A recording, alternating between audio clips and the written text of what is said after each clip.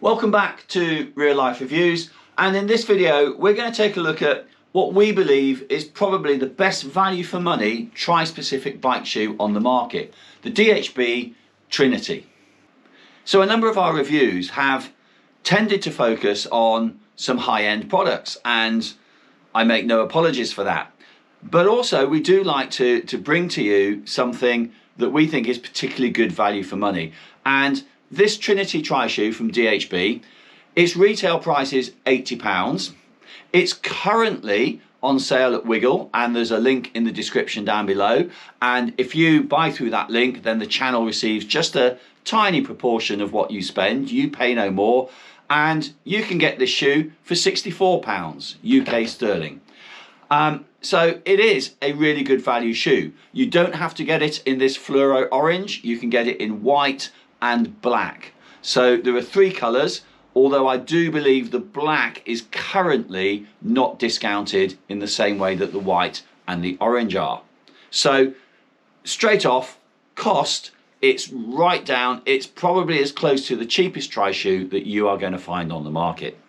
So first up, what's this like just for sheer comfort? Well, I've worn it with socks and without socks, and I've got no issues at all. This is a comfortable shoe, there is no question about it. The mesh has got quite a lot about it, but it is a quick drying shoe. You might have a niggle over ventilation. If you look at the bottom, the ventilation points do tend to be right in the bottom. So there's two at the front and there's a mid-foot ventilation to come through. Arguably they're drainage points, but that's where a lot of your air may well come through, as well as through the mesh. Now, I think this shoe sits right in the middle, which for some of you will give you a good balance between summer and winter riding.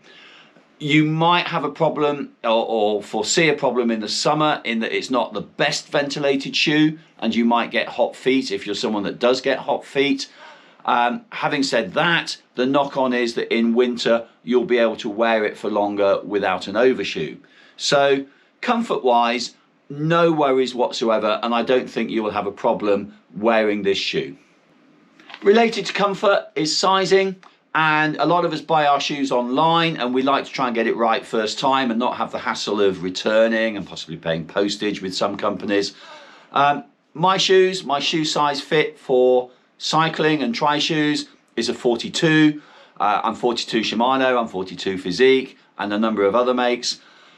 I'm a 41 with this. This is a 41 and it's a perfect fit with plenty of room. I like to be able to wiggle my toes a little bit, and I like to be able to loosen off the strap, particularly if it's hot and I'm on a longer ride. So first real advice, when you order these, order a size down from your normal bike shoe.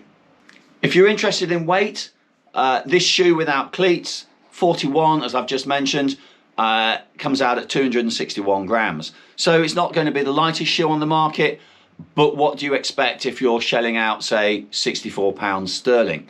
You're not going to get full carbon sole, and we'll talk about the sole in a moment, and you're not going to get a couple of other material benefits that a more expensive material will give you with regards to weight.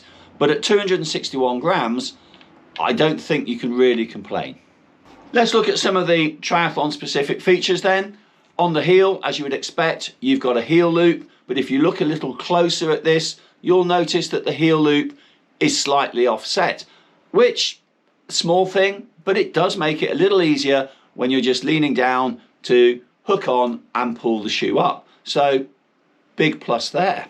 Next up is the main or the top strap, which opens the correct way for a triathlon shoe. It opens to the outside. This means that when it's on your pedals and you've got your feet on the shoe and you're pedaling out of transition, you don't have, particularly on the drive side, the strap inwards where it can get caught between the chain and the front chainring. That's obviously going to be not helpful for your quick transition. Whilst we're on the main strap, there is, if we look carefully towards the end of the strap, there's a little knobble on the strap. I've probably just made that word up, but that little knobble means that I can open the strap up, and where the metal buckle is, I can pull the strap and use that widening there so that we hold the strap in position, which then in T1, transition 1, you've got the shoe nicely held open that you can then get your foot in. I'll mention a little bit more about that in a moment. So if I close off the strap, you'll see towards the end of it a little loop there, little elastic loop for your elastic bands to then hook onto your crank arm or wherever you want to hook your shoe to for your quick transition. Another neat little touch that an awful lot of more expensive shoes, and significantly more expensive shoes, simply don't have. Turning the shoe over, the sole is a nylon sole. It is very stiff. It's not carbon. You wouldn't expect a carbon sole with a shoe at this price, but actually it is a really, really stiff nylon sole. So I have no complaints with this sole as it is. It's obviously got its two rubber points at the heel and the toe for if you're running with your shoes in transition.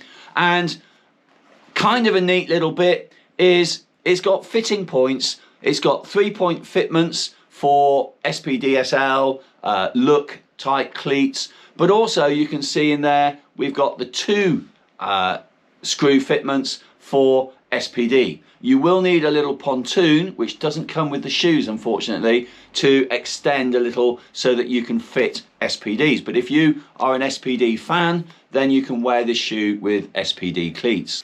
So, all seems particularly rosy at the moment. What niggles do I have with this shoe? Well, my first niggle comes with that main top strap. I personally would like it to be a bit wider. It would give me a bit more control and pull and comfort in pulling it over.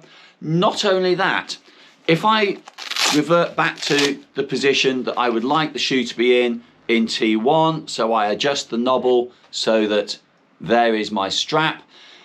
It's not a very big knobble, and holding the shoe there, it doesn't take much to, when you stand on the shoe, and it's just happened then, is the knobble has come through the buckle. Once it's through the buckle, the strap is actually quite thin.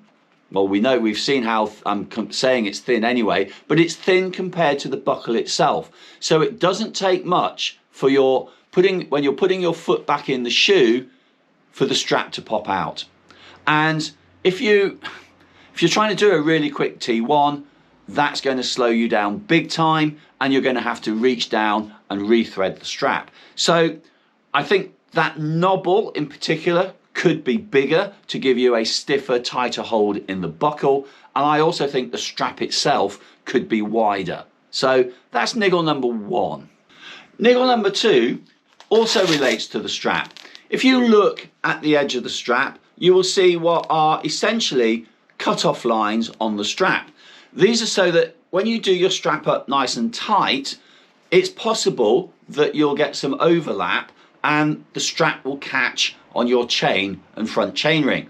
And more than anything, that's just flipping annoying. So these points ideally are there for you to cut the strap to make it slightly shorter so that you don't get that. Now, what's my niggle about that? Because they're very good. My niggle is that if you turn the strap round and look at the Velcro, where the lines are for those cut points, there are no stitching. There's no separate stitching that goes through the Velcro. So I suspect you could get some Velcro from strap separation if you're cutting and when you use this. So that's a tiny little niggle. If I do a comparison now, and I just put that shoe to one side and pick up the Shimano TR9, then what you can see there, and this has been cut because I find it a bit long, we have the cut points, and I'm not sure whether you will be able to see it on the camera, but if I come close, each cut point has got a stitching through below it so it doesn't come apart.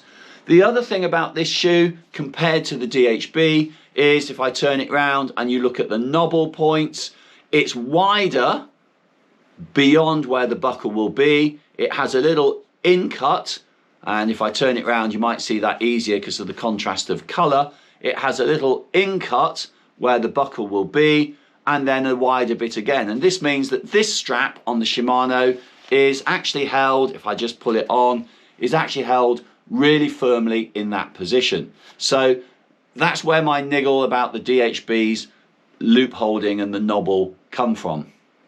My next small gripe here is when you put your cleats on. I found the front screw really difficult to get in and get set up. It meant putting my hand inside the shoe, finding the point, pushing really hard, and quite a bit of working around to get that front one in. The rear ones, no problem at all, but there must be just an element of thickness between where the sole is, that when you've got the sole, the cleat, and the sort of washer point and the screw, just made the front one really hard to get to. And whilst we're on the cleat, because we've got that 2-point SPD, if I shake the shoe, hopefully you can hear that. You can hear the SPD cleat going. Now, I've got to be totally honest, I've never noticed that on the bike riding. I've also worn this a fair bit now on my turbo trainer and done some big spins on it, and I haven't heard it. So it's just the fact that I know it's there annoys me slightly. But there we go. I know I've just been through my little niggles with this shoe, but here at Real Life Reviews, we genuinely believe this is a great value for money, tri-specific bike shoe. And actually, we go as far as to say, for anywhere for close to this price, unless you get a massive deal on something, you're going to find it very difficult to find a shoe that fulfills what this shoe does with its features and what it offers you. We do believe, DHB, that with not too much change to that top or main strap, you could actually make this an even better shoe without actually needing to raise the cost of it. So, if you've enjoyed this review, please do give it a thumbs up. Please do share it with your friends. As we said earlier, there is a link in the description down below to Wiggle, and at the moment, Wiggle have this on discount, and white and fluoro certainly are £64 sterling. So please do that and help the channel out. You get a benefit and so do we. If you haven't yet subscribed, well, click on the picture just down there. If you want to visit our website, well, there's a link just down there. And 2 more videos on tri-specific shoes. We have the Shimano TR9 up there, and we have the Physique Infinito R1 just up there. So many thanks for watching. Enjoy your cycling.